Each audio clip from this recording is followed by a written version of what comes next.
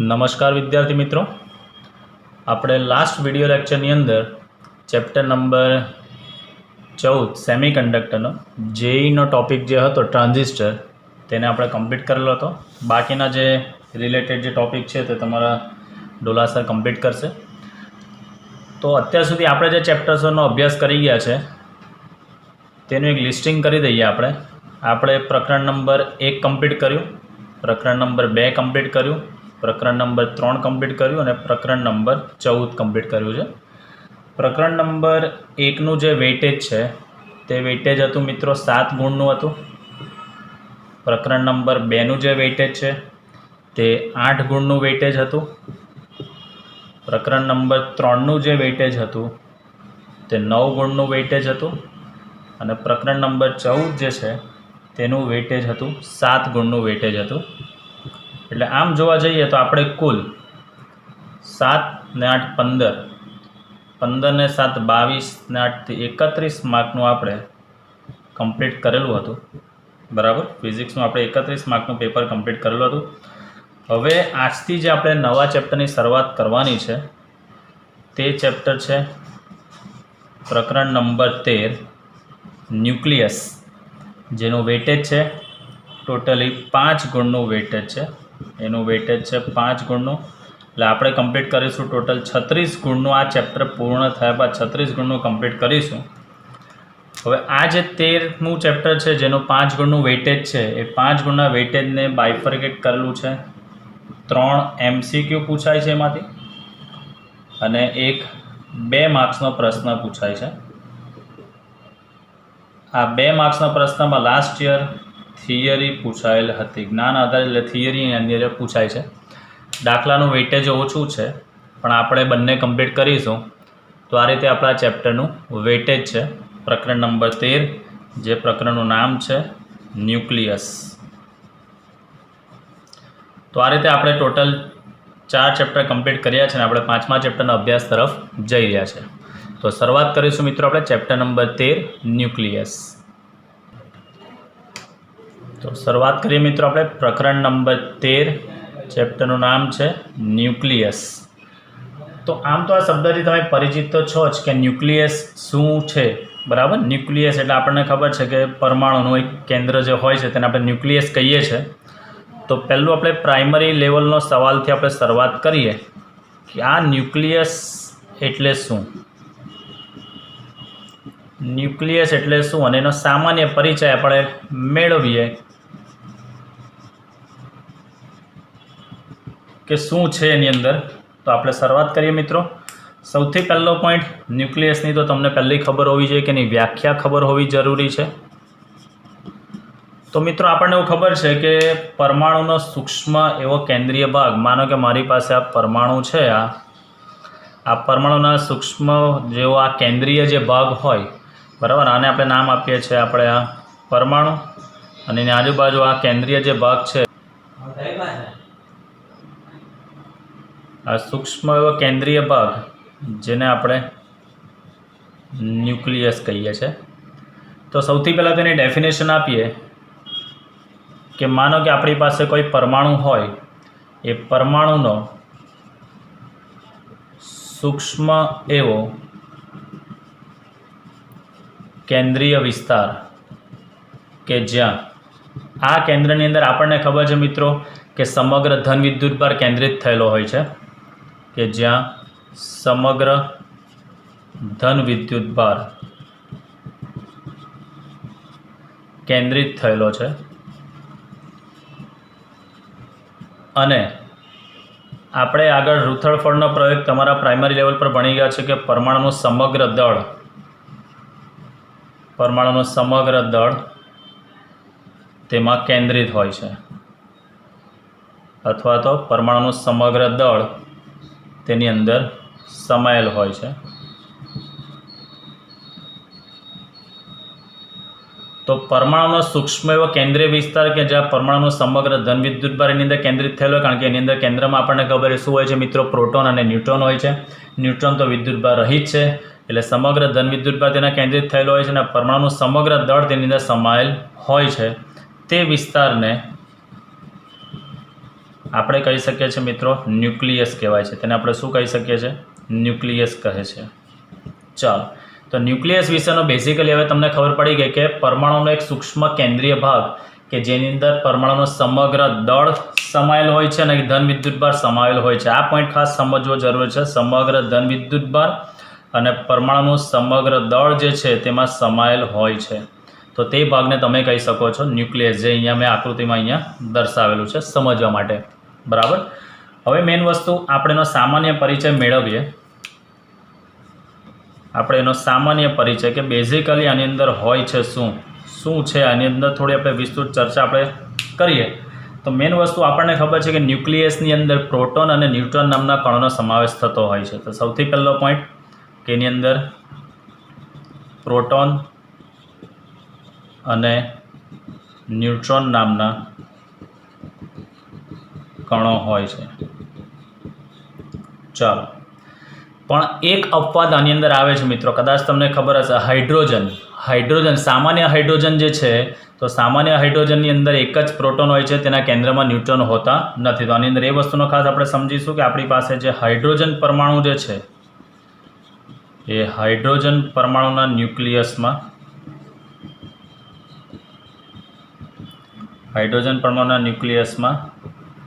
એક જ પ્રોટોન હોય છે, એની અંદર ન્યુટ્રોન હોતા નથી. સામાન્ય હાઇડ્રોજનનું બંધારણ તમે કેમેસ્ટ્રીમાં ભણી ગયા છો મિત્રો, એટલે ખાસ આ વસ્તુ તમને ખબર જ છે કે સામાન્ય હાઇડ્રોજન હોય પછીના જેમ જેમ સમસ્થાનિકો બનતા જશે તેમ સમસ્થાનિકોની અંદર આપણને ખબર છે મિત્રો કે સમસ્થાનિકોની અંદર ન્યુટ્રોનની સંખ્યા ઉમેરાતી જતી હોય છે, પણ સામાન્ય હાઇડ્રોજનમાં ન્યુટ્રોનની સંખ્યા હોતી નથી. બરાબર છે. ચાલો, નેક્સ્ટ આપણે જોઈએ પ્રોટોનનો વિદ્યુતભાર. તમને ખબર છે આપણે ફર્સ્ટ ચેપ્ટરમાં ડિસ્કસ કરેલું હતું કે પ્રોટોનનો વીજભાર કેટલો. તો આપણને ખબર છે કે પ્રોટોનનો વીજભાર જેની અંદર કેન્દ્રમાં પ્રોટોન હોય છે તે 1.6 10⁻⁻19 કુલમ જેટલોનો વીજભાર હોય છે. બરાબર. પ્રોટોનનો વીજભાર જે છે તે 1.6 10⁻⁻19 કુલમ જેટલો વિદ્યુતભાર હોય છે. ન્યુટ્રોન જે છે એ ન્યુટ્રોન કેવો છે? વિદ્યુતભાર રહિત છે. ન્યુટ્રોન જે છે તે કેવો છે મિત્રો? વીજભાર રહિત છે. બરાબર. હવે મેઇન વસ્તુ, આપણે કોઈ પણ તત્વ હોય એ તત્વના ન્યુક્લિયસ, પરમાણુના ન્યુક્લિયસના સંકેતમાં તમે કેવી રીતે દર્શાવી શકો? બરાબર. તમારી પાસે કોઈ તત્વ હોય, એ તત્વના પરમાણુના ન્યુક્લિયસને સંકેતમાં આપણે લખવો હોય તો કદાચ મિત્રો તમે લોકો બહુ સારી રીતે આને જાણો છો, કેમેસ્ટ્રી લેવલ પર અભ્યાસ કરી ગયા છો. એને અહીંયા ZXA અથવા તો તમારે દર્શાવવું હોય તો આ રીતે દર્શાવાય છે. આઈ થિંક તમને લોકોને યાદ હશે જ. દર્શાવાય છે. ચાલો, હવે આની અંદર બધી વસ્તુ તમને ખબર હોવી જોઈએ. એક્સ શું છે? તો કે એક્સ એ જે બી કોઈ તત્વ હશે, તત્વનું નામ હશે. ઝેડ એ શું કહેવાય? તો ઝેડ એનો પરમાણુ ક્રમાંક કહેવાય, આપણે ચર્ચા કરીશું. અને એ જે છે તે એને કહેવામાં આવે છે એનો પરમાણુ દળાંક કહેવામાં આવે છે. એક્સ એટલે કોઈ તત્વનું નામ છે, ઝેડ એનો પરમાણુ ક્રમાંક છે અને એ એટલે પરમાણુ દળાંક છે. ફોર એક્ઝામ્પલ હું લઉં, ધારો કે હું લખું છું દાખલા તરીકે 6C12 આવું લખેલું છે, તો આ 6 એ શું કહેવાય? એનો પરમાણુ ક્રમાંક કહેવાય. આ 12 એ શું કહેવાશે? એનો પરમાણુ દળાંક કહેવાય. અને C જે છે એ કાર્બન તત્વ છે. એ C જે છે તે શું છે મિત્રો? કાર્બન તત્વ છે. બરાબર. ચાલો, તો આ રીતે આપણે એને દર્શાવી શકીએ છીએ. બરાબર. હવે મેઇન વસ્તુ જેની અંદર આપણે સમજવાનું છે તે કે પ્રોટોન જે છે કેન્દ્રમાં અને બીજું ન્યુટ્રોન છે, તો બંનેના તમને દળ પણ ખબર હોવા જરૂરી છે. તો અહીંયા હું નોટ કરીશ. આ દાખલાની અંદર ઘણું કામનું હશે એટલે હું એને અહીંયા અલગ માર્કરથી દર્શાવું છું. MP that is called mass of proton. Mass of proton છે 1.673 10⁻27 kg. અને માસ ઓફ ન્યુટ્રોન જે છે, માસ ઓફ ન્યુટ્રોન, પ્રોટોન અને ન્યુટ્રોનના દળ એપ્રોક્સ સમાન છે 1.675 10⁻⁻27 kg.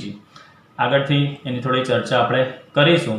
મેઇન વસ્તુ તો આ જે છે જ્યારે પણ રુથરફોર્ડ નામના વૈજ્ઞાનિકે પેલું સોનાના વરખ પર આલ્ફા કણોના પ્રક્રિયણનો પ્રયોગ કરેલો હતો, બરાબર, તો એના આધારે એક વસ્તુનું એનાલિસિસ મળેલું હતું. તે અહીંયા આપણે દર્શાવી શકીએ કે આલ્ફા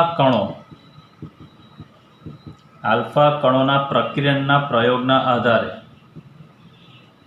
પ્રક્રિયણ એટલે સ્કેટરિંગ એટલે એના પર જે તમે લોકો પ્રયોગ ગણી ગયા છે, રુથરફોર્ડે સોનાના વરખના કેન્દ્ર પર આલ્ફા કણનો મારો ચલાવવો, બરાબર. એટલે પ્રક્રિયણનો પ્રયોગ જે છે એ પ્રક્રિયણના પ્રયોગના આધારે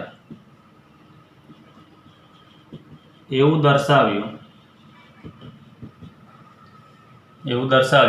કે ન્યુક્લિયસની જે ત્રિજ્યા છે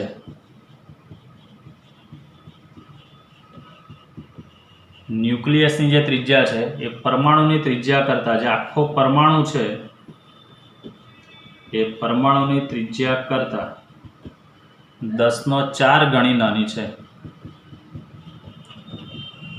એટલે ન્યુક્લિયસની ત્રિજ્યા નાની છે અને પરમાણુની ત્રિજ્યા એના કરતાં મોટી છે, બરાબર. આલ્ફા કણના પ્રયોગના પરિણામના આધારે એવું સાબિત થયેલું હતું. આગળ ચર્ચા કરીશું કે ન્યુક્લિયસની ત્રિજ્યા જે છે એ પરમાણુની ત્રિજ્યા કરતાં 10⁴ ગણી નાની છે, 10⁴ ગણી નાની છે, બરાબર. ચાલો, અને ન્યુક્લિયસની અંદર પરમાણુનું લગભગ 99.9% જેટલું દળ એની અંદર સમાવેશ થતો હોય છે, બરાબર. ન્યુક્લિયસની અંદર આખા પરમાણુનો 99.9% જેટલું દળ એની અંદર સમાવેશ થતો હોય છે. તો આ તો આપણું બેઝિક ઇન્ટ્રોડક્શન કે ભાઈ ન્યુક્લિયસ એકચ્યુઅલી છે શું. તો મેઇન વસ્તુ કે પરમાણુનો સૂક્ષ્મ એવો કેન્દ્રીય વિસ્તાર કે જેમાં ધન વિદ્યુતભાર સમાવેશ થાય છે અને પરમાણુનું સમગ્ર દળ એમાં કેન્દ્રિત થયેલું હોય છે, એ વિસ્તારને તમે ન્યુક્લિયસ કહી શકો છો. ચાલો, ન્યુક્લિયસની અંદર બેઝિકલી એની અંદર સમાવેશ થતો હોય છે પ્રોટોન અને ન્યુટ્રોનના કણોનો સમાવેશ થતો હોય છે. ખાલી એક હાઇડ્રોજન એવું છે કે હાઇડ્રોજનના કેન્દ્રમાં માત્ર ને માત્ર શું હોય છે મિત્રો, આપણને ખબર જ છે કે એમાં ન્યુટ્રોન નથી, એટલે એના કેન્દ્રમાં માત્ર એક પ્રોટોન જ હોય છે, એમાં ન્યુટ્રોન હોતા નથી. પ્રોટોનનો વીજભાર આપણને ખબર છે 1.6 × 10⁻19 કુલમ. ન્યુટ્રોન વીજભાર રહિત છે. કોઈ પણ તત્વો હોય તેના પરમાણુના ન્યુક્લિયસને આપણે ZXA અથવા તો ZX આ રીતે આપણે દર્શાવી શકીએ છીએ. જ્યાં X એટલે તત્વનું નામ, Z એટલે પરમાણુ ક્રમાંક, A એટલે પરમાણુ દળાંક. એક એક્ઝામ્પલ લીધું છે 6C12, તો 6 એનો ક્રમાંક છે, C એટલે કાર્બન તત્વ છે અને 12 એનો પરમાણુ દળાંક છે. માસ ઓફ પ્રોટોન અને માસ ઓફ ન્યુટ્રોનની વેલ્યુ અહીંયા તમને કીધેલી છે. આપણે આલ્ફા કણોના પ્રકિરણોનો જ્યારે પ્રયોગ થયેલા હતા ત્યારે એવું સાબિત થયેલું હતું કે ન્યુક્લિયસની જે ત્રિજ્યા જે છે એ આખા પરમાણુની ત્રિજ્યા કરતાં 10⁴ ગણી નાની છે તેવું સાબિત થયેલું હતું. અને જેનું કદ છે, ન્યુક્લિયસનું કદ, આજે બોલું છું જાણકારી માટે, એ તમે નોટ કરી રાખજો. ન્યુક્લિયસનું જે કદ છે એ પરમાણુના કદ કરતાં 10⁻12 ગણું છે. એનો મતલબ કે પરમાણુનું કદ ન્યુક્લિયસ કરતાં 10⁻12 ગણું અને ન્યુક્લિયસનું કદ પરમાણુના કદ કરતાં 10⁻12 ગણું છે. એટલે ન્યુક્લિયસનું કદ નાનું છે. ન્યુક્લિયસ જે છે એ પરમાણુના કદ કરતાં 10⁻12 ગણું છે. એનો મતલબ કે પરમાણુનું કદ ન્યુક્લિયસના કદ કરતાં 10⁻12 ગણું છે તેવું આપણે કહી શકીએ. જાણકારી માટે હતું આ. તો આટલો બેઝિક તમને ન્યુક્લિયસ શું છે તેના વિશેનો હવે સ્ટુડન્ટ્સ આઈડિયા આવી ગયો છે. આપણે આગળ નેક્સ્ટ જે અમુક કામના પદો છે તેનો આપણે અભ્યાસ કરીશું. હવે નેક્સ્ટ ક્વેશ્ચન છે, નીચેના પદ સમજાવો. જેમાં પહેલું પદ જે છે આપણે અભ્યાસ કરવાનો છે ન્યુક્લિયોન. પહેલું પદ આપણે સમજવાનું છે મિત્રો ન્યુક્લિયોન. તો સાદી ભાષામાં ન્યુક્લિયોન એટલે શું કે ન્યુક્લિયસમાં રહેલા જે પ્રોટોન અને ન્યુટ્રોન જે છે, ન્યુક્લિયસમાં રહેલા પ્રોટોન અને ન્યુટ્રોન ને ન્યુક્લિયોન કહેવામાં આવે છે. પ્રોટોન અને ન્યુટ્રોનને આપણે કહી શકીએ છીએ ન્યુક્લિયોન કહે છે. એટલે ન્યુક્લિયોન એટલે શું, બેઝિકલી પ્રોટોન અને ન્યુટ્રોન, બરાબર, જેને આપણે ન્યુક્લિયોન કહી શકીએ છીએ. ચલો, ત્યારબાદ આપણે સમજીશું નેક્સ્ટ બીજો જે પદ આપણે સમજવાનું છે બી, તેનું નામ છે ન્યુક્લાઇડ. બીજું પદ સમજવાનું છે આપણે ન્યુક્લાઇડ. તો ન્યુક્લાઇડ એટલે શું કે જ્યારે પણ તમે સમગ્ર પરમાણુ હોય તમારી પાસે આખો, એ સમગ્ર પરમાણુને બદલે માત્ર તેના ન્યુક્લિયસના જ ગુણધર્મોનો અભ્યાસ કરીએ ત્યારે જેનો ન્યુક્લિયસ હશે એ ન્યુક્લિયસને આપણે કહી શકીએ છીએ ન્યુક્લાઇડ કહે છે. એટલે મેઇન વસ્તુ શું છે સ્ટુડન્ટ્સ આની અંદર? ન્યુક્લાઇડ એટલે શું કે માનો કે મારી પાસે અહીંયા રફલી આપણે સમજીએ કે આ કોઈક મારી પાસે પરમાણુ છે. આ પરમાણુની અંદર આ બ્લુ માર્કરથી જે દોરું છું તે એનું કેન્દ્ર છે, આ ન્યુક્લિયસ છે એનું. તો આપણે આખા પરમાણુનો અભ્યાસ નથી કરવાનો, માત્ર ને માત્ર તેના ન્યુક્લિયસનો જ અભ્યાસ કરવાનો છે. આ પરમાણુની વિશેનો કોઈ અભ્યાસ નથી કરવાનો, એના ગુણધર્મો નથી ચર્ચવાના, પરંતુ આપણે ખાલી માત્ર ને માત્ર તેના ન્યુક્લિયસનો જ અભ્યાસ કરીશું. તો ત્યારે આ જે ન્યુક્લિયસ છે તેને તમે શું કહી શકો છો? ન્યુક્લાઇડ કહી શકો છો. બરાબર? એટલે કોઈ પણ તમારી પાસે પરમાણુ હોય એ આખા પરમાણુનો અભ્યાસ નથી કરવાનો, પણ એ પરમાણુના ખાલી ન્યુક્લિયસનો જ અભ્યાસ કરીશું તો ત્યારે ન્યુક્લિયસને તમે શું કહી શકશો? ન્યુક્લાઇડ તમે કહી શકો છો. બરાબર? ચાલો, ત્યારબાદ ત્રીજું પદ જે આપણે જોવાનું છે, જે તમને ખબર જ છે હવેના ઘણા બધા પદો, પરમાણુ ક્રમાંક જેનો સંકેત છે આપણો Z. ચાલો, તો મેઇન વસ્તુ એનો આપણે અભ્યાસ કરીએ તો આપણને ખબર જ છે, આની વ્યાખ્યા તમે વર્ષોથી તમારા લોહીમાં છે. પરમાણુના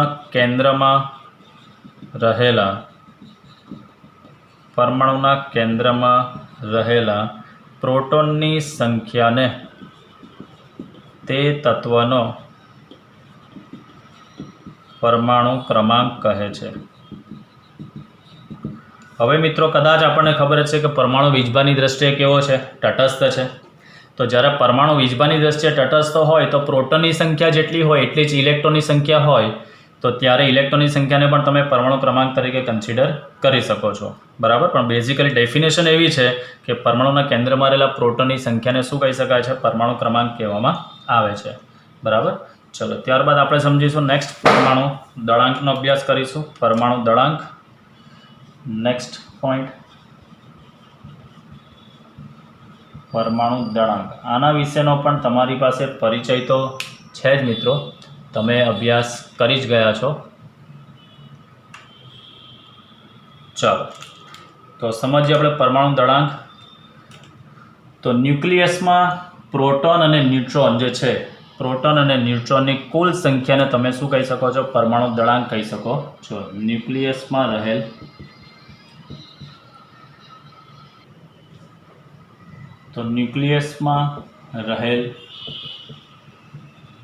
પ્રોટોન અને ન્યુટ્રોનની કુલ સંખ્યા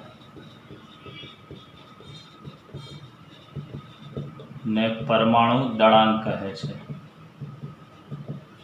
તો બેઝિકલી આપણે આનું સૂત્ર આપણે બનાવવું હોય તો પરમાણુ દળાંક A = લખી શકાય પ્રોટોનની સંખ્યા વત્તા ન્યુટ્રોનની સંખ્યા. A = proton plus neutron. બરાબર? દર્શાવવા માટે. ત્યારબાદ આપણે એને વધુ ચોકસાઈથી જોઈશું. ચલો, ત્યારબાદ છે ન્યુટ્રોન અંક.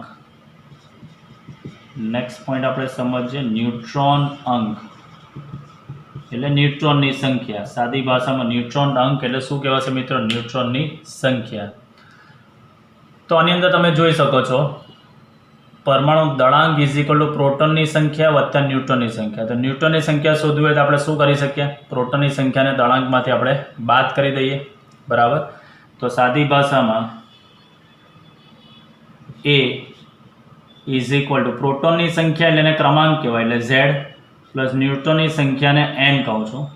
તો આના પરથી મારે n શોધવો હોય તો n = શું લખી શકાય? A - Z.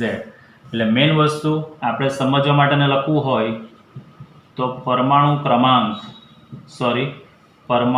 દળાંક એ એટલે આપણે લખી શકીએ છીએ પરમાણુ દળાંક, એમાંથી Z એટલે ક્રમાંક અથવા તો પ્રોટોનની સંખ્યા એને આપણે બાદ કરી દઈએ તો આપણને મળે છે ન્યુટ્રોન્સની સંખ્યા, એટલે કે ન્યુટ્રોનનો અંક આપણને મળે છે, બરાબર. ફોર એક્ઝામ્પલ લઈએ મિત્રો આપણે, ધારો કે મારી પાસે છે પીબી એટલે લેડ 82 અને ઉપર 208. તો પહેલાં તો આની અંદર કઈ વસ્તુ શું છે તે આપણે સમજીએ. આ 82 જે છે, આ 82 એનો કહેવામાં આવશે મિત્રો પરમાણુ ક્રમાંક, એટલે કે આને આપણે તમે કહી શકો છો એના પ્રોટોનની સંખ્યા તમે કહી શકો છો. અને આ 208 જે છે તે એનો પરમાણુ દળાંક એ છે, એનો પરમાણુ દળાંક એ છે, અને આ છે પરમાણુ ક્રમાંક એનો Z. હવે મિત્રો આપણે સમજવું છે ન્યુટ્રોનની સંખ્યા શોધવી હોય તો મારે ન્યુટ્રોનની સંખ્યાનું સૂત્ર શું છે? ન્યુટ્રોનની સંખ્યા n = a - z, એટલે 208 માંથી હું 82 ને સબટ્રેક્ટ કરીશ તો મને મળશે 126. તો આ 126 જે છે તેને આપણે કહી શકીએ છીએ n એટલે આને કહી શકીએ છીએ મિત્રો આપણે ન્યુટ્રોનની સંખ્યા, એને આપણે કહી શકીએ છીએ ન્યુટ્રોનની સંખ્યા. MCQની અંદર પૂછી શકાય છે કે તમને આ રીતનું આપેલું અને પૂછે કે ન્યુટ્રોનની સંખ્યા કેટલી, તો ન્યુટ્રોનની સંખ્યા એટલે દળાંકમાંથી ક્રમાંકને બાદ કરતાં આપણને મળે છે ન્યુટ્રોનની સંખ્યા, બરાબર. તો આ 4 ન્યુક્લિયોન, ન્યુક્લાઇડ, પરમાણુ દળાંક, પરમાણુ ક્રમાંક અને ન્યુટ્રોન અંક વિશેનો અભ્યાસ જે છે ઘણો કામનો છે. હવે આપણે જોઈશું પરમાણુ દળ વિશે. ચલો નેક્સ્ટ પ્રશ્ન જોઈશું મિત્રો આપણે, પરમાણુ દળ વિશે સમજૂતી. આ પરમાણુ દળ એટલે બેઝિકલી આપણે ન્યુક્લિયર વિજ્ઞાનની અંદર દળનો એકમ આપણને આમ ખબર છે જનરલ એકમ કિલોગ્રામ છે, પણ ન્યુક્લિયર ફિઝિક્સની અંદર આ કિલોગ્રામના દળની સરખામણીએ પરમાણુના દળ ઘણા સૂક્ષ્મ હોય છે. એટલે આપણે એને માટે અહીંયા આપણે નવો એકમ વ્યાખ્યાયિત કરીશું જે કેમેસ્ટ્રીમાં પણ આઈ થિંક તમે મિત્રો અભ્યાસ કરી ગયા છો. એટોમિક માસ યુનિટ, આવા નામથી તમે પરિચિત છો, AMU, એટોમિક માસ યુનિટ. તો મેઇન વસ્તુ પરમાણુ દળો જે છે એ 1 કિલોગ્રામ દળની સરખામણીએ ઘણા સૂક્ષ્મ છે. એટલે જે પરમાણુ હોય તે પરમાણુના દળ જે છે મિત્રો, એટલે પરમાણુ દળ આપણે લખી શકીએ 1 કિલોગ્રામ દળની સરખામણીએ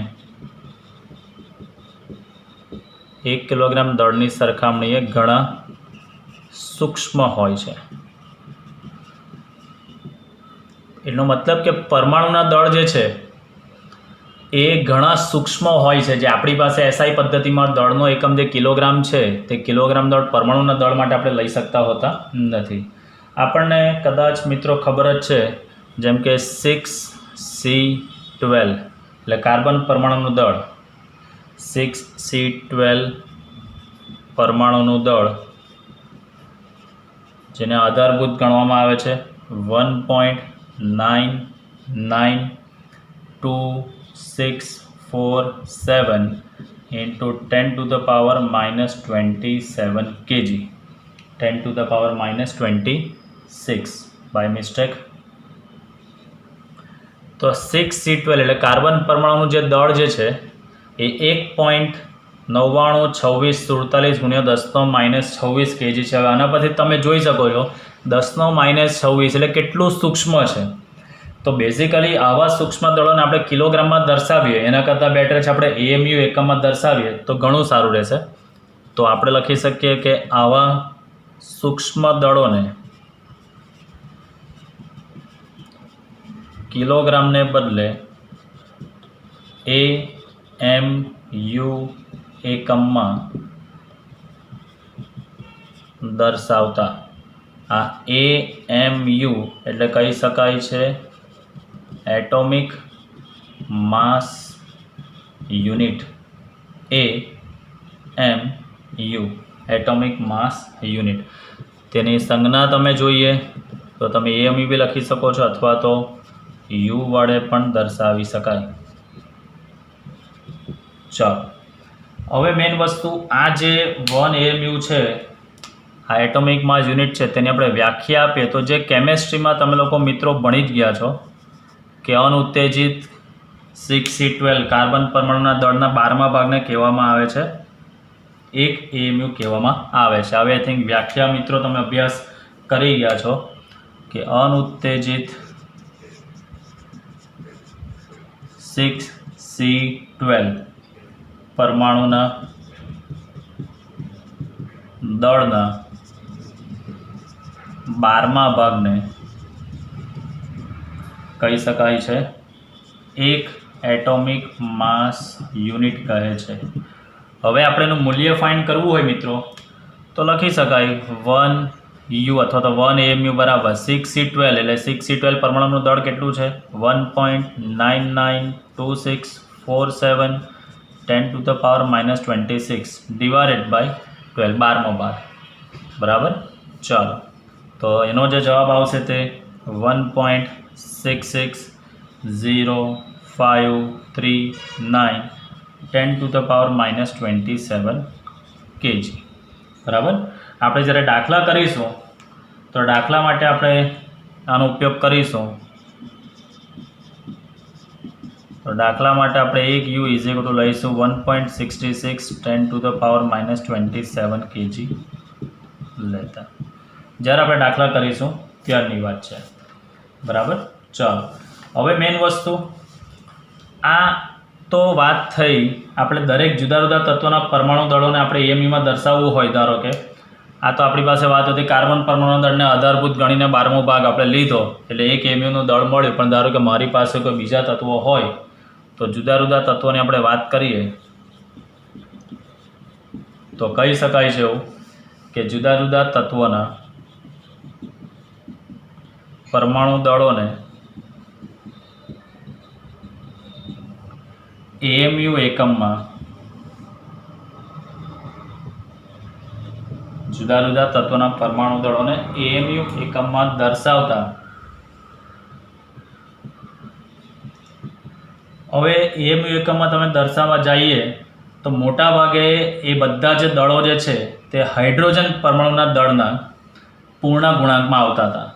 એટલે કોઈ પણ બીજા તત્વો આપણે લઈએ એટલે કે જુદા જુદા તત્વોના પરમાણુ દળોને આપણે એએમયુ એકમમાં દર્શાવવા જઈએ તેઓ મહદઅંશે એટલે કે મોટા ભાગે હાઇડ્રોજન પરમાણુના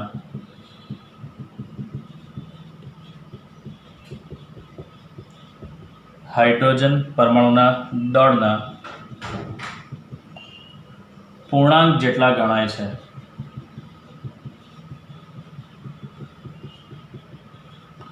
હવે તમને આની અંદર મિત્રો પ્રશ્ન થાય કે સર એવું કેવી રીતે તો આપણને ખબર છે કે હાઇડ્રોજન પરમાણુનું દળ જે છે બરાબર અહીંયા નોંધ કરીને એક લખી રાખું સમજવા માટે આન્સરમાં તમે નહીં લખશો તો ચાલશે આન્સરમાં એનો નહીં ઉલ્લેખ કરો તો જરૂર કોઈ વાંધો નથી પણ સમજવા માટે છે કે હાઇડ્રોજન પરમાણુ જે હોય તો એ હાઇડ્રોજન પરમાણુનું દળ કેટલું છે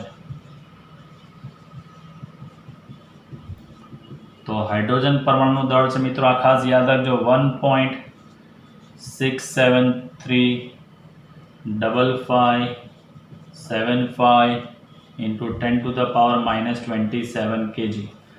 હવે કદાચ તમે મિત્રો જોઈ ગયા હશો હાઇડ્રોજન પરમાણુનું દળ એટલે એની અંદર એક જ પ્રોટોન એટલે that is called mass of proton જેટલું જ છે બરાબર। તો હવે આનું મૂલ્ય અને તમે આનું મૂલ્ય તમે જોઈ શકો છો 1 AMU એટલે 1.66 10⁻⁻27 kg ના 1.67 10⁻⁻27 kg એટલે બીજા કોઈ પણ જુદા જુદા તત્વો આપણે લઈએ તો એના જે એએમયુની અંદર જે દળ છે તે બધા હાઇડ્રોજન પરમાણુના દળના ગુણાંકમાં હોય છે। એનો મતલબ કે હાઇડ્રોજન કરતાં આટલા ગણો હાઇડ્રોજન કરતાં આટલા ગણો વધારે આટલા ગણો ઓછો એટલે હાઇડ્રોજનને બેઝ તરીકે આપણે ગણી શકીએ છીએ। આની અંદર કેટલાક અપવાદ બી છે બરાબર એમાં કેટલાક અપવાદ પણ છે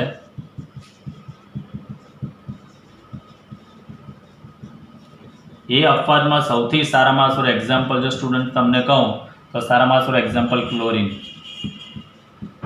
એટલે ક્લોરીન પરમાણુનું જે દળ જે છે એ કદાચ તમને ખબર જ છે 35.46 અથવા 47U જેટલું છે। એટલે ક્લોરીન પરમાણુનું દળ જે છે તે તમે હાઇડ્રોજન પરમાણુના દળના ગુણાંકમાં દર્શાવી શકતા હોતા નથી બાકી મોટાભાગના દળોને તમે દર્શાવી શકો છો।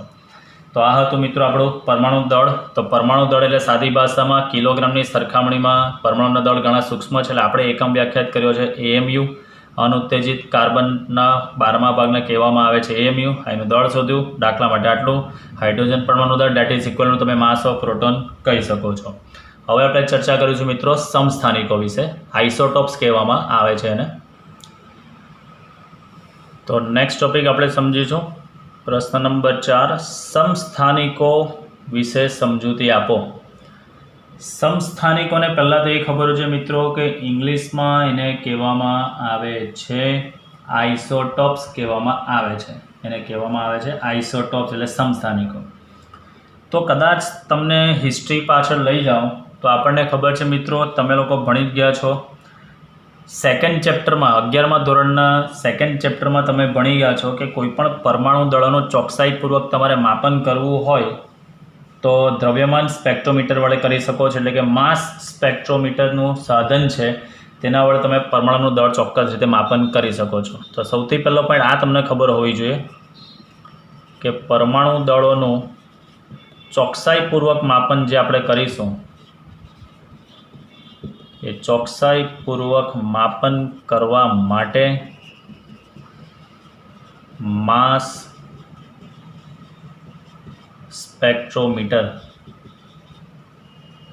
ઉપકરણ, માસ સ્પેક્ટ્રોમીટર ઉપકરણ એટલે કે સાધન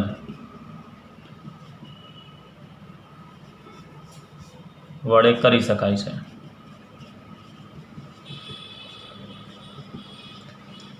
મેઇન વસ્તુ સમસ્થાનિકોની અંદર સૌથી જરૂરી વસ્તુ તમે કેમેસ્ટ્રી લેવલ પર બી એવું ભણી ગયા છો મિત્રો કે તમારી પાસે એક જ તત્વના એક કરતાં વધારે પ્રકારના પરમાણુઓ હોય તો તેના રાસાયણિક ગુણધર્મો સમાન હોય પણ તેના પરમાણુ દળ કેવા હોય અલગ અલગ હોય છે। એટલે તમારી પાસે ધારો કે યાદ કરો એવું ભણી ગયા છો મિત્રો હાઇડ્રોજન, ડ્યુટેરિયમ, ટ્રિટિયમ। તો ડ્યુટેરિયમ ટ્રિટિયમ જે છે તે કેવા છે એના સમસ્થાનિકો, એટલે ગુણધર્મો રાસાયણિક ગુણધર્મો બધા એના હાઇડ્રોજન જેવા જ છે પરંતુ એના પરમાણુ દળ જે છે તે હાઇડ્રોજન કરતાં થોડા કેવા હોય છે અલગ હોય છે। તો મેઇન વસ્તુ આની અંદર સૌથી અગત્યની વસ્તુ આ છે મિત્રો કે તમારી પાસે એક જ તત્વો હોય તો એક જ તત્વના એક કરતાં વધુ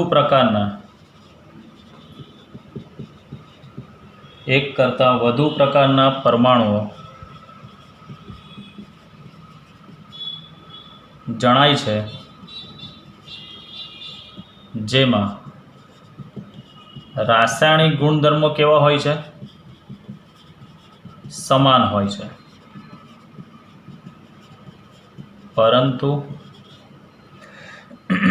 પરંતુ તેમના દળ કેવા હોય છે જુદા જુદા હોય છે। તો હવે આપણને ખબર છે કે પરમાણુ દળ જુદા હોય એનો મતલબ કે હાઇડ્રોજન હોય, ડ્યુટેરિયમ હોય કે ટ્રિટિયમ હોય તે દરેકની અંદર પ્રોટોનની સંખ્યા તો સરખી જ હશે પણ દળ ક્યારે બદલાય જ્યારે ન્યુટ્રોનની સંખ્યા બદલાતી હોય ત્યારે, બરાબર। તો બેઝિકલી એક જ તત્વના પણ જેના દળ જુદા જુદા હોય તેવા પરમાણુને શું કહેવામાં આવે એકબીજાના સમસ્થાનિકો કહેવામાં આવે છે, બરાબર। તો મેઇન વસ્તુ સમસ્થાનિકો એટલે આપણે એવું કહી શકીએ છીએ કે એક જ તત્વના પરમાણુઓ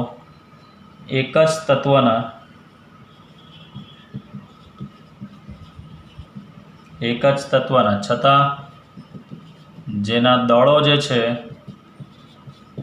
જુદા જુદા હોય તેવા પરમાણુને એકબીજાના સમસ્થાનિકો કહેવામાં આવે છે। તો સમસ્થાનિકોની અંદર સૌથી જરૂરી વસ્તુ શું કે પ્રોટોનની સંખ્યા સમાન હોય। આ ખાસ મુદ્દો કામનો MCQ માટે, એની અંદર પ્રોટોનની સંખ્યા જે છે મિત્રો એ કેવી હોય છે સમાન હોય છે, એટલે કહી શકાય પ્રોટોનની સંખ્યા સમાન હોય છે પરંતુ એની અંદર ન્યુટ્રોનની જે સંખ્યા હોય એ ન્યુટ્રોનની સંખ્યા કેવી હોય છે જુદી જુદી હોય છે। આ ન્યુટ્રોનની સંખ્યા જુદી જુદી હોવાને કારણે તેના દળ કેવા હોય છે જુદા હોય છે, આથી તેના દળ જુદા જુદા હોય છે। ચાલો બરાબર, આના સારામાં સારા એક્ઝામ્પલ આપણે લખીએ તો હું લખું છું કાર્બનના એક્ઝામ્પલ તો કદાચ તમને ખબર જ છે આ 6C12 આ સામાન્ય કાર્બન જે છે, ત્યારબાદ 6C13 જે છે, 6C14 જે છે, તો આ બધા જે છે તે કાર્બનના કેવા છે એકબીજાના સમસ્થાનિકો છે, હવે જે મેઇન વસ્તુની અંદર સમજવાનું છે કે સમસ્થાનિકોની અંદર કુદરતની અંદર આપણી પાસે જે બી કોઈ પદાર્થ હોય એ દરેક પદાર્થ કોઈક ને કોઈ સમસ્થાનિકોના મિશ્રણથી જ બનેલા હોય છે. એનો મતલબ કે આપણને કુદરતમાંથી મળી આવેલા જે પદાર્થો છે, કુદરતમાંથી મળી આવતા પદાર્થો, એ પદાર્થો જે બધા જે છે તેને આપણે એવું કહી શકીએ છીએ કે એની અંદર જુદા જુદા સમસ્થાનિકોનું મિશ્રણ જે છે, મળી આવતા પદાર્થો એ તેના જુદા જુદા સમસ્થાનિકોનું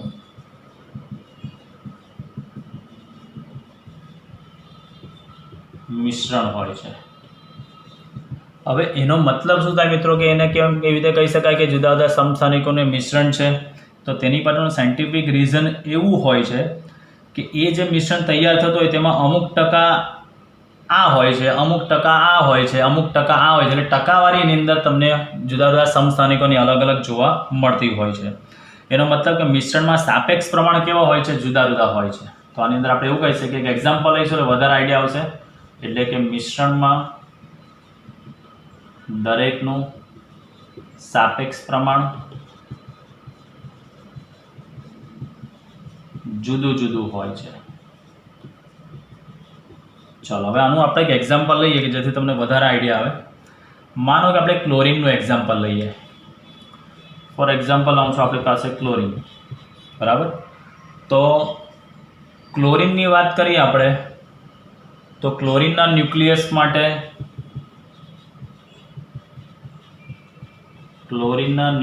માટે આપણે વાત કરીએ તો ક્લોરીનની અંદર એક એનો સમસ્થાનિક છે ક્લોરીનનો જ, જેનો પરમાણ્વીય દળ છે 34 પોઈન્ટ.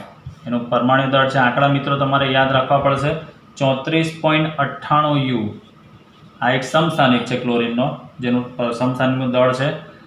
એનું પ્રમાણ એની અંદર 75.4% જેટલું છે. અને બીજો એક સમસ્થાનિક છે જેનું દળ 36.98 U છે. એનું પ્રમાણ 24.6% છે.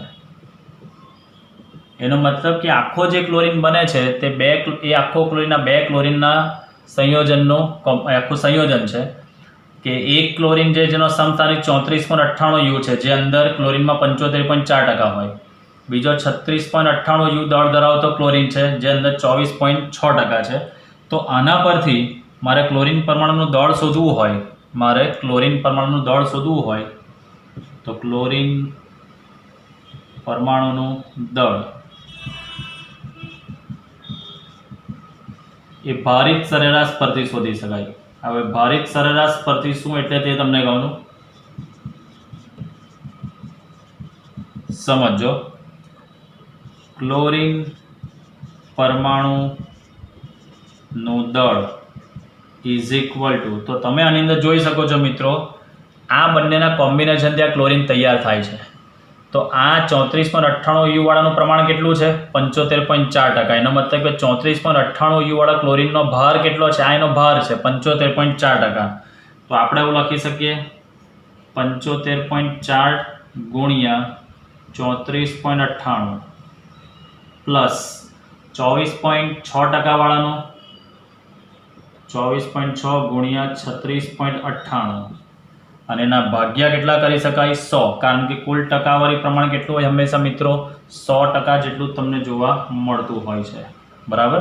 ચાલો, તો હવે તમે આનું સાદરૂપ આપશો તો સાદરૂપ આપતા તમને આનો જવાબ આવે છે 35.47 U, જે આપણે ક્લોરીન પરમાણુનું દળ આપણે જોઈ ગયા છે આગળ, બરાબર? સમસ્થાનિકોની અંદર આપણે એવું જોઈ ગયા, સમસ્થાનિકોને અને આગળના પરમાણુ દળમાં આપણે જોઈ ગયા છે કે ક્લોરીન પરમાણુનું દળ આટલું છે. હવે સૌથી અગત્યની વસ્તુ એ છે, આનો મતલબ એવો સમજવાનો કે કોઈ પણ તમારી પાસે તત્વો હોય તો તે તેના સમસ્થાનિકોના સંયોજનથી જ્યારે બનેલો હોય તો તેનું પરમાણુ દળ આ રીતે તમે ભારિત સરેરાશથી શોધી શકો છો. એના આધારે દાખલા પણ છે. હવે મેઇન વસ્તુ, તમારી પાસે કોઈ પણ પરમાણુ હોય તે પરમાણુના દળમાંથી ઇલેક્ટ્રોનનું દળ તમે બાદ કરી નાખો. એ ઇલેક્ટ્રોનનું દળ તમે બાદ કરો તો તે પરમાણુના ન્યુક્લિયસનું દળ તમને મળે છે, તે પરમાણુના ન્યુક્લિયસનું દળ મળે છે. કારણ કે તમારી પાસે જે આખો પરમાણુ છે એ પરમાણુની અંદર ઇલેક્ટ્રોન, પ્રોટોન અને ન્યુટ્રોન બધા જ આવતું હોય છે, બરાબર. પણ આપણે એમાંથી ઇલેક્ટ્રોનને બાદ કરી નાખીએ એટલે સ્વાભાવિક વસ્તુ છે કે ખાલી ન્યુક્લિયસનું જ તમને દળ મળશે, બરાબર. હવે આની અંદર એ તમને ખબર હોવી જોઈએ પહેલાં તો કે ઇલેક્ટ્રોનનું દળ કેટલું છે. એએમયુમાં વાત કરીએ, આમ તો તમને ખબર જ છે 9.1 ગુણ્યા 10⁻31 kg, પણ એએમયુમાં આપણે જોઈએ તો 0.00055U આ આપણા ઇલેક્ટ્રોનનું એએમયુમાં દળ છે. હવે આ એએમયુમાં તમને ફેરવતા આવડવું જ જોઈએ, બરાબર. એએમયુમાં કેવી રીતે દળને ફેરવવાનો તો તમને ખબર જ છે કે 1 એએમયુ બરાબર 1.66 10⁻27 kg. તો આપણે ઊંધું પર લખવાનું 1.66 ગુણ્યા 10⁻27 આપણે કહી શકીએ છીએ કે 1 U. તો ઇલેક્ટ્રોનનું દળ કેટલું છે 9.1 ગુણ્યા 10⁻31. આ કિલોગ્રામમાં બી અહીંયા લખી દઉં છું, તમારે ફેરવવું હોય તો તમે ફેરવી શકશો. 9.1 ગુણ્યા 10⁻31 kg, બરાબર. તો સમસ્થાનિકો વિશેનો અભ્યાસ આપણે અહીંયા કમ્પ્લીટ કરીએ છીએ કે સમસ્થાનિકો એટલે યાદ રાખવાનું મેન આ વસ્તુ, પ્રોટોનની સંખ્યાની અંદર સરખી હોય પણ ન્યુટ્રોનની સંખ્યાની અંદર બદલાતી હોય એટલે એને આપણે કહી શકીએ છીએ સમસ્થાનિકો કહી શકીએ છીએ. ચલો હવે નેક્સ્ટ આપણે અભ્યાસ કરવાનો છે મિત્રો કે ન્યુટ્રોનની શોધ કેવી રીતે થઈ છે તેનો આપણે અભ્યાસ કરીશું. ચલો નેક્સ્ટ ક્વેશ્ચન જોઈશું આપણે. ન્યુટ્રોનની શોધ કેવી રીતે થઈ તે આપણે જોઈએ. થિયોરિટિકલ ક્વેશ્ચન છે એટલો કામનો પ્રશ્ન નથી, પણ આપણે અભ્યાસ કરી લઈએ. તો 1932માં જેમ્સ ચેડવિક નામના વૈજ્ઞાનિક હતા. જેમ્સ ચેડવિક ઈસવીસન 1932માં વૈજ્ઞાનિકનું નામ હતું જેમ્સ ચેડવિક. આ જેમ્સ ચેડવિક નામના વૈજ્ઞાનિક એવું જોયું બેરિલિયમના ન્યુક્લિયસ પર જ્યારે આલ્ફા કણોનો મારો કરવામાં આવ્યો, જેમ્સ ચેડવિકે જોયું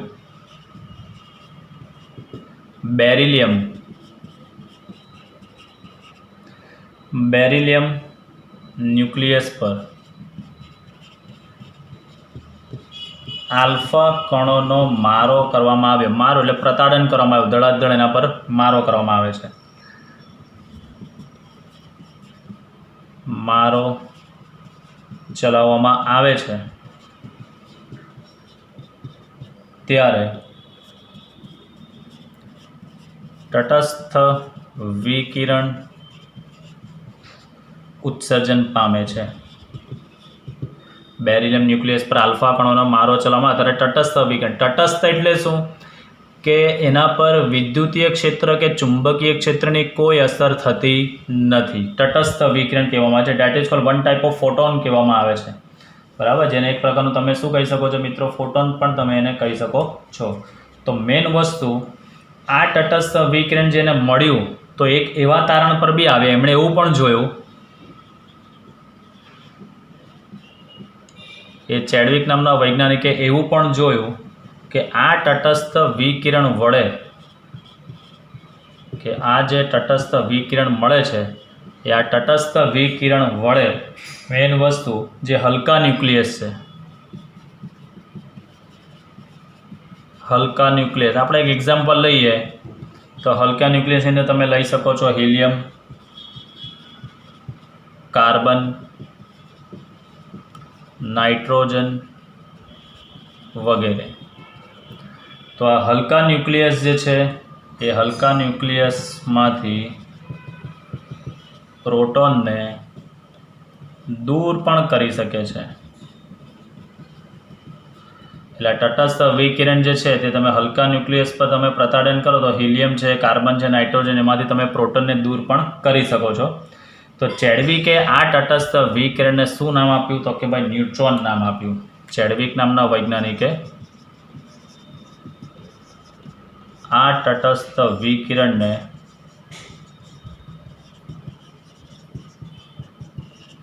ન્યુટ્રોન નામ આપ્યું, બરાબર. એટલે ત્યારથી આ ન્યુટ્રોનનું અસ્તિત્વ થઈ ગયું હતું. અને મેઇન વસ્તુ બીજી સમજવાની વસ્તુ જે છે તે કોઈપણ ઘટનાની અંદર આપણને ખબર છે કે ઉર્જા સંરક્ષણ અને વેગમાન સંરક્ષણ સાર્વત્રિક નિયમ છે, તો એણે એવો પણ અભ્યાસ કર્યો કે ઉર્જા અને વેગમાન સંરક્ષણ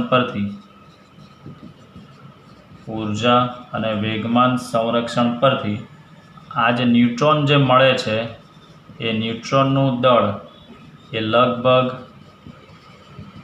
પ્રોટોનના દળ જેટલું જ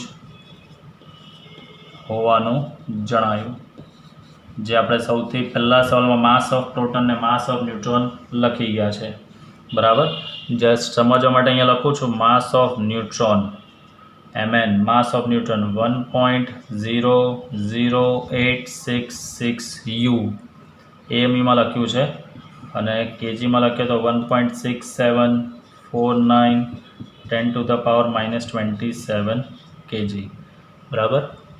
ચાલો, તો આ હતું ન્યુટ્રોનની શોધ કેવી રીતે થઈ. તો ચેડવિક નામના વૈજ્ઞાનિકે જ્યારે આલ્ફા કણોને બેરિલિયમ પર પ્રતાડન કર્યું તો એની અંદર જે તટસ્થ વિકિરણો મળ્યા એ તટસ્થ વિકિરણોને એણે ન્યુટ્રોન નામ આપ્યું હતું. અને ઉર્જાને વેગમાન સંરક્ષણ પરથી એનું દળ શોધ્યું તો એ દળ પ્રોટોનના દળને મળતું આવતું હતું, બરાબર છે. ચાલો, ત્યારબાદ આગળ આપણે કન્ટિન્યુ કરીએ તો અમુક શબ્દો તમારે નવા સમજવાના છે. ફરી પાછા જે પ્રશ્ન 6 સ્વરૂપે આપણે જોઈશું, એમાં પહેલું તમારે સમજવાનું છે આઇસોટોપ્સ, જે આપણે જોઈ જ ગયા છે પણ ફરી પાછું શોર્ટમાં ફટાફટ અભ્યાસ કરીશું. આઇસોટોપ્સ, તો આઇસોટોપ્સ કોને કહેવામાં આવે તો એ હવે તમને ખબર છે કે પ્રોટોનની સંખ્યા સમાન હોય. આની અંદર મેઇન વસ્તુ કે પ્રોટોનની સંખ્યા એટલે કે Z સમાન હોય અને ન્યુટ્રોનની સંખ્યા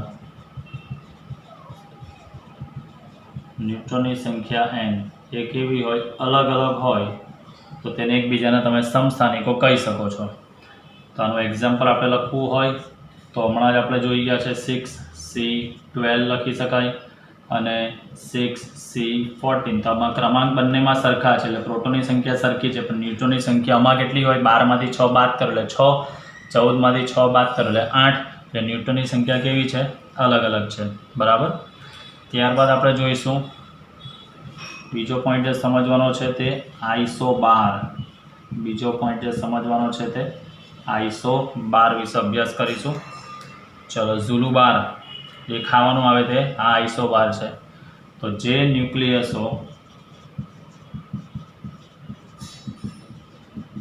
ન્યુક્લિયસો માટે પરમાણુ દળાંક સમાન હોય,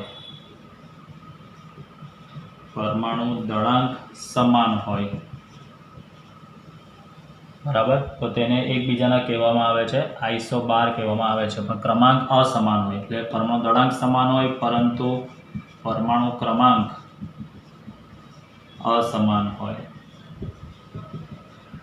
ચલો, આને આપણે ઉદાહરણ જોવા હોય તો સારામાં સારું ઉદાહરણ 82 લેડ 214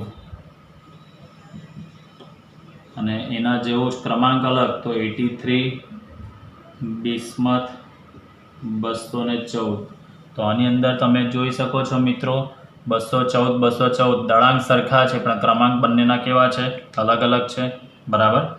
ચાલો, ત્યારબાદ આપણે જે ત્રીજો અભ્યાસ કરવાનો છે તે આઇસોટોન.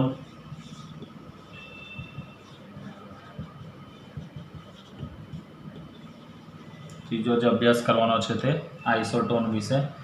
તો આઇસોટોનની અંદર ન્યુટ્રોનની સંખ્યા n સમાન હોય એટલે ન્યુટ્રોન સરખા હોય પણ Z અને A ના મૂલ્ય અલગ અલગ હોય, બરાબર. તો યાદ રાખવાનું એની અંદર જે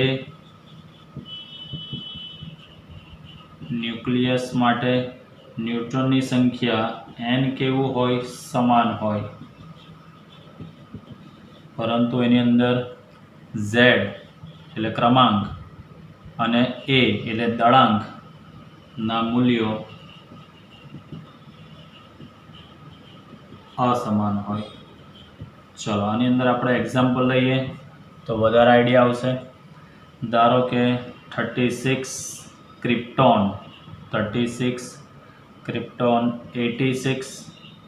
અને લઈએ છીએ આપણે 37, રૂબિડિયમ 87. તો આ બંનેની અંદર તમે જોઈ શકો છો આ 87 છે આરબી. ચલો આ બંનેમાં તમે જોઈ શકો છો કે ન્યુટ્રોનની સંખ્યાની અંદર કેટલી છે, ન્યુટ્રોનની સંખ્યા કેટલી છે.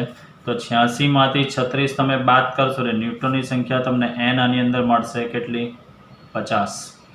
87માંથી 37 બાદ કરો એટલે આની અંદર બી ન્યુટ્રોનની સંખ્યા તમને મળશે 50. એટલે તમે જોઈ શકો છો કે n સમાન છે પણ z એટલે ક્રમાંક જો 36 છે ને આમાં 37 છે ને દળાંક આમાં 86 છે ને આમાં 87 છે, કેવા છે અલગ અલગ છે.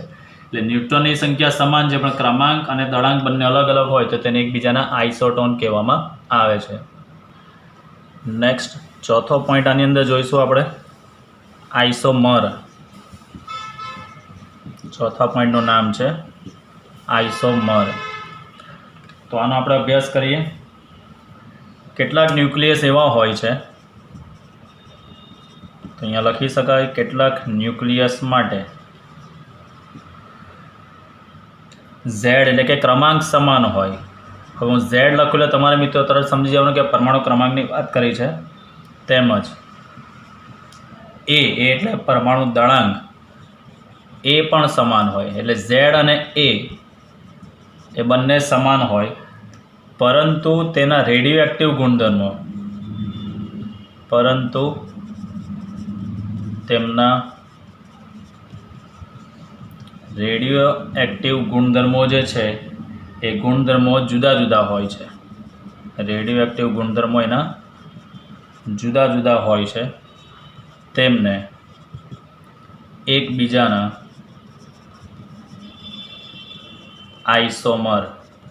આઇસોમરને ગુજરાતીમાં મિત્રો કહેવામાં આવે છે સમઘટક કહે છે. આ સમઘટક એટલે તમને ખબર જ છે કેટેનેશનના ગુણધર્મોમાં તમે જોઈ ગયા છે.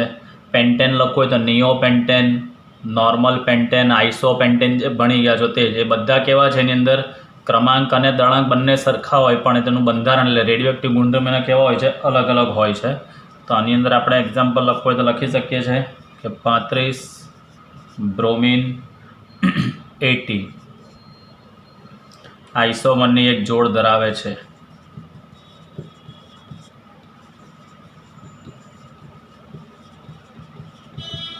બરાબર. તો આ ચાર મુદ્દાની અંદર મેં સમજવાની વસ્તુ આઇસોટોપ એટલે એની અંદર પ્રોટોનની સંખ્યા સમાન, ન્યુટ્રોનની સંખ્યા અલગ. આઇસો 12ની અંદર પરમાણુ દળાંક એટલે કે Z એ સમાન પરંતુ ક્રમાંક અલગ અલગ હોય છે. આઇસોટોન એટલે ન્યુટ્રોનની સંખ્યા સમાન હોય પણ દળાંક અને ક્રમાંકના મૂલ્યો અસમાન હોય છે, તેને આઇસોટોન કહેવાય.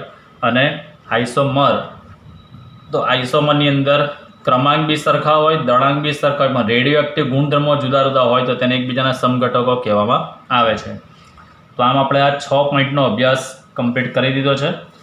નેક્સ્ટ આગળ આપણે ચર્ચા કરીશું આના પછીના સવાલથી. બરાબર. એ ટોપિક જે છે તે ન્યુક્લિયસ ત્રિજ્યા પર આપણે અભ્યાસ કરીશું જે આપણે કાલે જોઈશું. તો આ 6 સવાલનો અભ્યાસ મિત્રો તમે સારી રીતે કમ્પ્લીટ કરી નાખજો.